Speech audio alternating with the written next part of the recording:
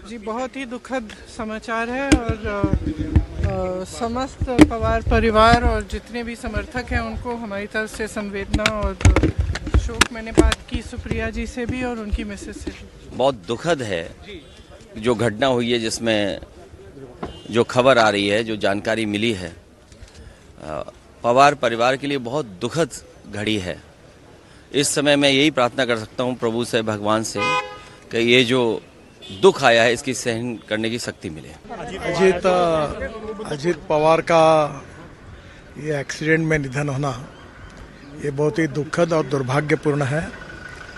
पिछले 40 साल से महाराष्ट्र के राजनीति में मेरे बहुत घनिष्ठ मित्र रहे, उनके मेरे पारिवारिक संबंध रहे।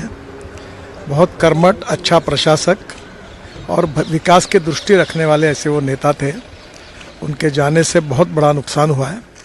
उनके परिवार को भी काफ़ी उनके ऊपर भी एक बड़ा हादसा हुआ है। मुझे लगता है कि भगवान उनको ये जो घटना हुई है इसका दुख सहन करने की ताकत दे।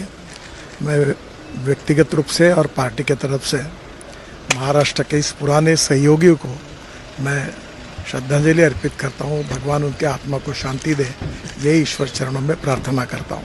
देखिए, आज बहुत ही दुखद समाचार महाराष्ट्र की धरती से प्राप्त हुआ है। एनडीए के एक मजबूत सहयोगी के रूप में महाराष्ट्र के उप मुख्यमंत्री श्री अजीत पवार जी का विमान दुर्घटना में दुखद निधन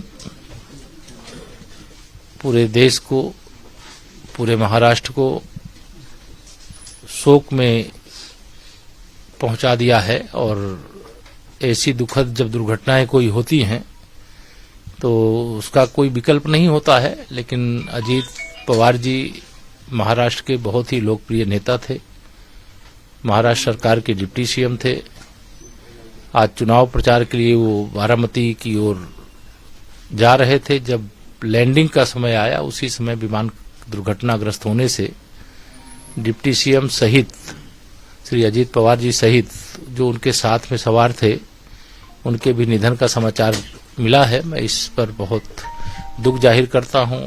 उनके परिवार, उनके समर्थक और महाराष्ट्र की जनता जो अजीत पवार जी के निधन से दुख के सागर में डूब गई है, भगवान से प्रार्थना करता हूं, श्री रामलला से प्रार्थना करता हूं कि उनको यह दुख सहने की शक्ति दें और उन्हें अजीत पवार जी को अपने चरणों में स्थान प्रदान करें। वाकई बहुत दुर्भाग्यपूर्ण बात है ये, और उनका हमारे बीच से चले जाना।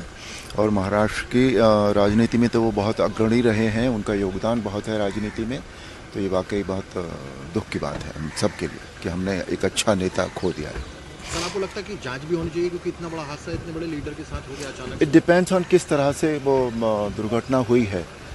कई बार होता है कि अपने आप कोई चीज़ हो जाती है, लेकिन अब अगर हवा में उड़ते उड़ते कुछ हुआ होगा तो फिर ये भी है कि उसकी जांच भी होनी चाहिए। अगर इस तरह इट डिपेंड्स ऑन सर्कमस्टांसेस जिसमें ये हुआ है बेसिकली, तो वो अधिकारियों का मत होता है कि उसकी जांच होनी चाहिए या नहीं होनी चाहिए बेसिकली। बड़ा दुखद समाचार है ये, और जो क्षति हुई उनके जाने से, वो बड़े होनहार नेता थे।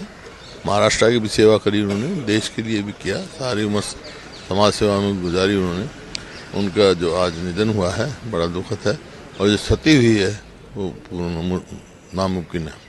पहला क्वेश्चन नहीं, बार आपकी मुलाकात भी है, आपके साथ भी रहे हैं सहयोगी में, किस तरीके से आप उनको? बड़ा दुखद समाचार है ये, और जो क्षति हुई उनके जाने से, वो बड़े होनहार नेता थे। महाराष्ट्र की भी सेवा करी उन्होंने, देश के लिए भी किया, सारी उम्र समाज सेवा में गुजारी उन्होंने। उनका जो आज निधन हुआ है बड़ा दुखद है, और जो क्षति हुई है वो पूर्ण नामुमकिन है। अगर आप ये वीडियो YouTube पर देख रहे हैं तो हमारे चैनल को सब्सक्राइब कर बेल आइकन दबाएं, और Facebook पर देख रहे हैं तो हमारे पेज को लाइक करें।